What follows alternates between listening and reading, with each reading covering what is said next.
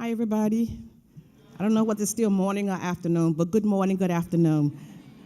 I'm Aziza Ogbeiwi-Risher. I'm from Memphis, Tennessee. I work with the Klondike Smoker City CDC.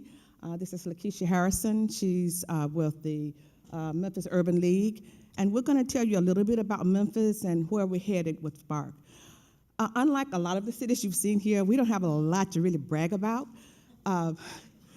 SPARCC has given us an opportunity to begin to collaborate. Memphis is the city where Dr. Martin Luther King was killed in 1968. If you know anything about slavery, part of the breaking process was to punish a slave in front of the whole crowd so that you could get control over the people. So in a sense, that's what's happened in Memphis. It's been very quiet. Everybody's been afraid and gone inward. But this has given us a spark, some fire to get back out there and make some things happen.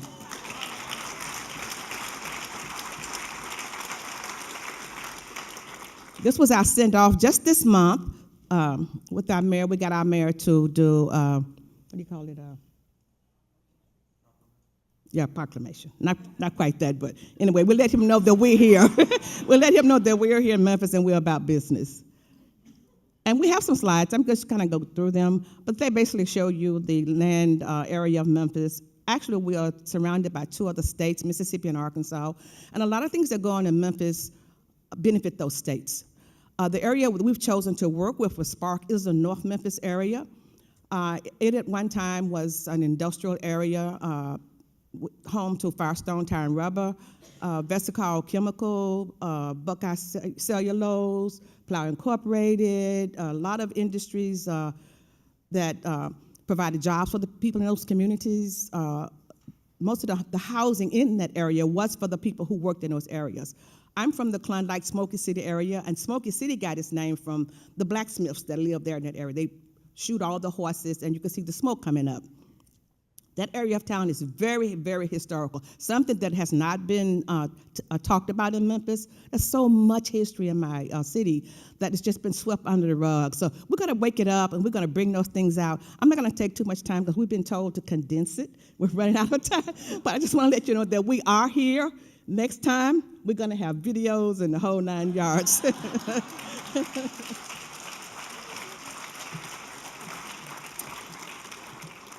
Afternoon, everyone. So I'm going to kind of speed through and get to the catalytic moments which got us here to SPARCC. It's a lot of slides. Okay, there we go. So this map is showing you basically the outline of the focus area that is North Memphis. Within that area, there are 22 distinct neighborhoods, and there probably are a couple more that we don't really know or have identified yet. And those stars that you see are the catalytic moments, and all of those stars sit on the boundaries of our North Memphis neighborhood. So the first catalytic moment that we have was caused by when the Mississippi River crested in Memphis. And I'm sure you guys heard the news when CNN covered it, and it made it seem like the whole town was underwater. I actually had relatives calling me, "Are you okay?" And I actually live like on the southeast end, like 40 minutes away from the river. But we got a lot of coverage about how bad our flooding was and how it was affecting our downtown community. Here is the proposed plan of how to fix that. Memphis and the region actually competed in the National Disaster Resiliency Competition, which was a large, probably $70 million grant or more that is focused on fixing our wetlands and helping ease our flood issues. Those flood issues are actually not necessarily within the North Memphis area, but they are on the boundaries that affects those residents in those neighborhoods, and the plans for that skirt through not only North Memphis, but in other northern regions of Shelby County and Memphis. The next is our other famous and well-known Memphis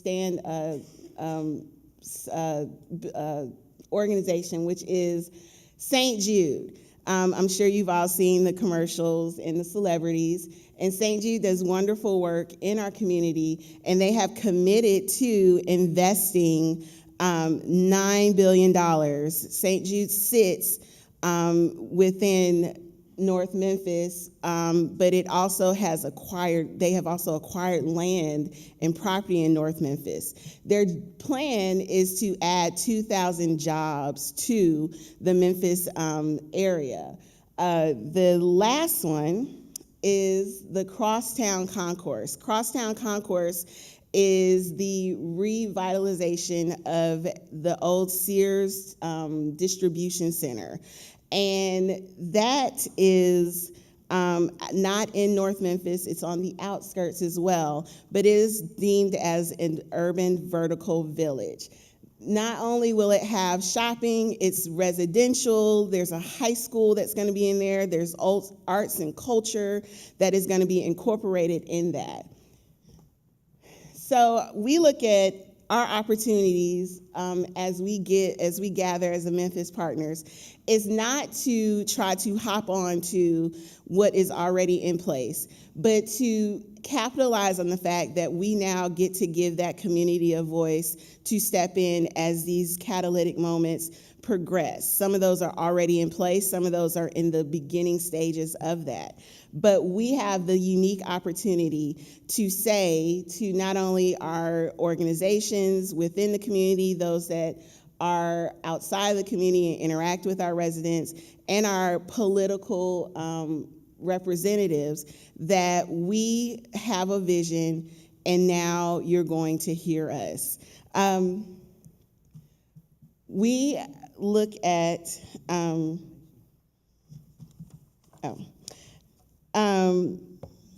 Memphis is one of the busiest transportation and logistics hubs in the country. And it's the second busiest cargo airport in the world, and we have 5 major railroads.